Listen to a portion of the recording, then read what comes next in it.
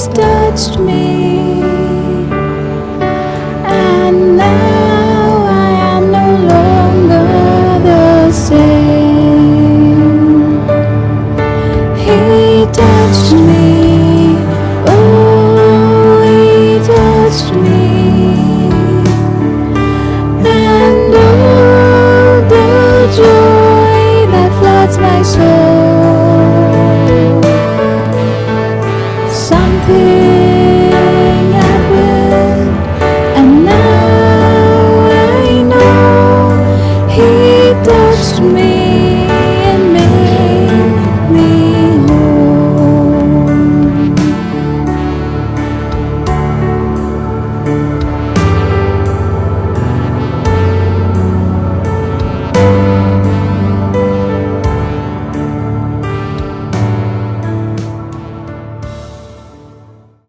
As a young child, my parents would often take me to church, and by often I mean very often, definitely every Sunday, but even very often during the weekdays.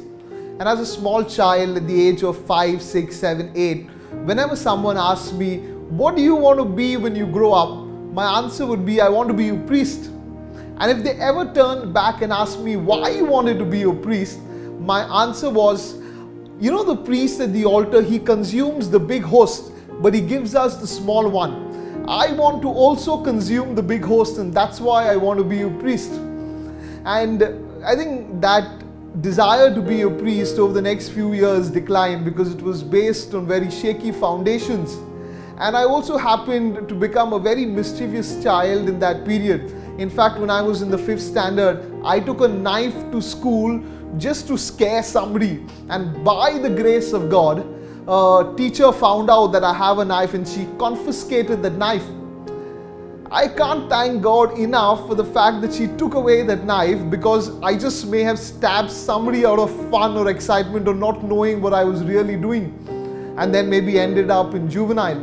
And because I was so mischievous, this mischief carried on for the next few years, and I really troubled my teachers, I troubled my parents.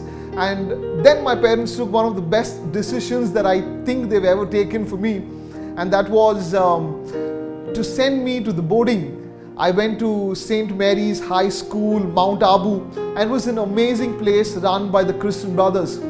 Something that I already had when I went there was this problem of stammering and stuttering, but it was not really as bad. But something happened when I went to Abu, when I went to the school, and my stammering and my stuttering increased. It increased so much that in the first year, by the time I completed my first year, I was just scared to talk to anybody, especially someone new, because I knew I would stammer. I also remember once or twice I would just, if I had to go and bring dahi, I had to find it really difficult to say dahi, so I should write it on a paper in Hindi and take dahi dena karke. And it was really tough for me to speak to strangers. I went to the 8th standard, 9th standard, 10th standard, and when I was in the 10th standard, there was this chemistry class going on, and one of the Christian brothers was teaching us. He asked a question, and I knew the answer, so I raised my hand to give the answer. And out of respect, I would generally start by saying brother and then the answer. But I just could not say the word brother. It was stuck on brr, brr. And the brother wasn't just coming out, and that continued for nearly maybe about 30-40 good seconds. And 30-40 seconds of something like that is one enough for the whole class to laugh, because they were students, they were kids just like me, and they laughed their guts out. The brother realized that I was struggling, so out of his generosity, he asked me to sit. But as days went on, anybody who saw me in the school would tease me by saying, bro. It's funny for someone who hears it now. It's funny for me too when I think about it. But also, I also remember the pain, the struggle that I went through when people tease me. Today I know how bad it feels when somebody teases somebody. Therefore, I encourage anybody viewing this video, if you're teasing somebody, even jokingly, sometimes it can really pierce through someone's heart. And when everybody was teasing me and the world was talking about me in terms of bro, I was like, God, you need to do a miracle in my life. And throughout the 10th standard, I prayed this prayer. I never prayed, God, give me good marks. I was praying and said, God, take away this stammer from my life. It's terrible. It's painful. When someone teases me, it just hurts me all the more. And it's just going from bad to worse. When I came home, I remember praying to God saying, God, give me a miracle. And the miracle I wanted was that God would take away my stammer. And I would pray, God, give me a miracle. God, give me a miracle. That was my only prayer. And one day, while asking God, give me a miracle, I heard God in the silence of my heart tell me, I want you, Rolwyn, to preach about me. And I was actually feeling sorry for God. It's like, God, you didn't get anybody else, or koi nahi mila, main hi mila. And I was like, God, take away this stammering. If you want me to preach about you, I cannot do it if I have the stammer. I'm just scared to talk to one person. Now you're asking me to talk to an entire crowd of strangers. And I kept praying. I said, God, give me a miracle. God, give me a miracle. And a few days later, I heard God once again speak to me in the silence of my heart. And I still remember these words where He told me, Rolwyn, you are my miracle. I was a very messy person for the fact that I was so low on confidence. I was a person of zero confidence. But I think the Lord has His own way of building people up. He has His own way of carrying people up and carrying people into His ministry. And as time went on, He helped me grow in His love. I remember very clearly, I was reading this Bible passage which says, the kingdom of God is like this, that a man found a treasure in a field and he hid it, went and sold all that he had, that he may come and buy this treasure.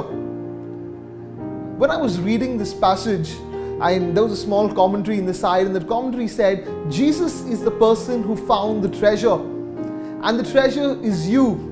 And then it dawned upon me that Jesus found a treasure, and that treasure was me. And He gave up everything that He had. He gave up His heavenly abode. He gave up all the luxuries of heaven. And He came down to die on the cross for me. And that passage, that understanding stirred within my heart this love for God, this tremendous passion for God. And I began to believe that God is really doing something in my life. When I began to believe and I began to have faith, God began to show me what He is actually doing in my life. He began to show me what He can do in my life. And a person who was stammering and stuttering, through the encouragement of parents, the Christian brothers with who I was, started participating in debates. I won the Meghalaya Teachers Association debate. I won the Mumbai University debate. And I remember also when I was in the last year of college, I was sitting in the auditorium and there was a function going on, and they announced an award. The award was the Best Orator Award. And when that award was announced, the person announcing the award says the Best Orator of the Year is Br.Rolwyn Lobo. And I was shocked and I was stunned to receive that award. I went ahead, I received the award, and when I was on my way home, I realized, when I was on my way home, this Bible verse came alive to me. My grace is sufficient for you, for power is made perfect in weakness. And so I will boast more gladly of my weakness, so that the power of Christ may dwell in me. And when that verse actually struck me, I began to realize that in the weakness of my stammering, in this prayer that I was doing, said, God, take away my stammer, I understood for the first time what God said when He said, Rolwyn, you are my miracle. It was this stammering person and this stuttering person who would someday stand on stage and proclaim the name of God. I did my ministry of the word. I was part of the confirmation. I was part of the prayer group. I was part of different associations in the parish. And as I began to preach, I realized that people came up to me and said, Rolwyn, you will someday be a priest. And I just didn't want to hear that statement. I wanted to have nothing with the priesthood. I was happy preaching. I wanted to get married and settle down and have a good life. I never even thought of being a priest. But one day when I was at Mass, my parish priest was celebrating Mass and he raised the host during consecration. And as I was kneeling, I felt Jesus speak to me from the host where he said, "Rolwyn, I want you to lift me up on this altar." I was very sure what God was calling me to do. He was calling me to be a priest. But my heart was clear, my mind was confused, and I was wrestling with God. I was struggling with God and saying, "God, I don't want to be a priest."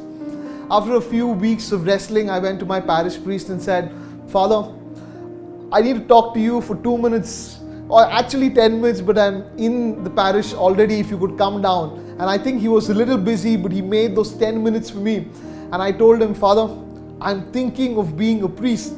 And he was like, "Oh, you can definitely be a priest, and you should be a priest." And I was telling Father, I don't want to be a priest, but I know that the Lord is calling me. And then he guided me, he told me how to pray, how to discern. A month from there, I decided I now need to tell at home that the Lord is calling me to be a priest. And I was a little scared because I once just left a website open and I went out, and the website was how to join the seminary. My mother saw the website and she started crying. "My son is going to join the seminary, my son is going to be a priest." And she didn't want me to go. So even when I shared at home, my mother was not very in for it. So I went back to the Lord and said, "Lord, if you want me to be a priest, you got to make a way." And I just left it to the Lord. My mother used to go for Mass every day at 6 in the morning. And one fine day she comes back from church and says, "Rolwyn, you want to be a priest? Go, be a priest." And I was there, I was asking my mom, "What changed? Why did you just decide that I can be a priest?" And she told me that she was praying during Mass and God told her this. He said, "If I can give my son for you, why can't you give your son for me?" And she came back and said, "Okay, you can go and be a priest." Slowly and steadily, God helped me with everything that I required to do, and I joined the seminary.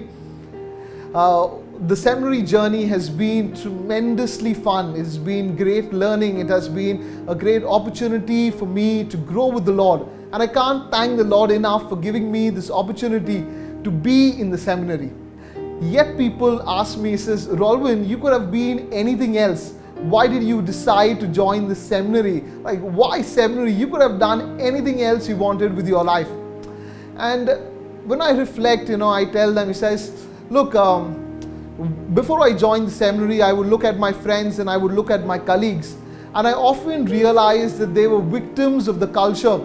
They were great people, they were amazing people who were actually looking for purpose, who were looking for happiness, who had this desire for joy, who had this desire for peace.